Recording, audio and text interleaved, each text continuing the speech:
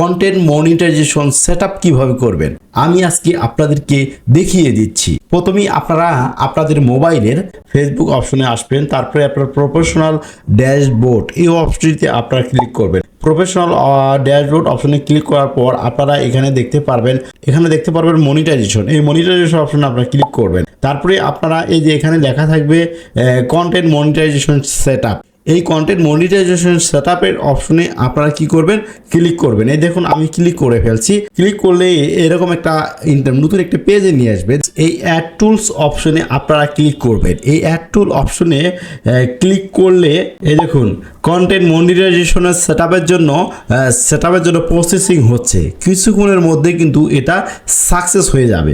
এই দেখছেন tick mark দিয়েছে, এই যে কন্টেন্ট মনিটাইজেশন সেটআপ কিন্তু হয়ে গেল। দেখছেন কন্টেন্ট মনিটাইজেশন সেটআপ কিন্তু চলে আসছে। এখানে কারো যদি কন্টেন্ট মনিটাইজেশন সেটআপ আসে, এই যে দেখাচ্ছি আপনাদেরকে, এরকম যদি কারো আসে, এই যে কন্টেন্ট মনিটাইজেশন সেটআপ এই অপশনটি কারো যদি আসে, আপনার মনিটাইজেশন অপশনে যদি আসে এরকম, আপনারা কি করবেন, সেটআপ করে নেবেন। আর সেটআপ করলেই কিন্তু তখন থেকে আপনি কিন্তু ফেসবুকে আর্নিং করতে পারবেন। আপনার ফটো থেকে, টেক্সট থেকে, স্টোরি থেকে, রিলস থেকে, ভিডিও থেকে আপনি ফেসবুকে যা দিবেন ওখান থেকে আপনি কিন্তু ফেসবুকে ইনকাম করতে পারবেন।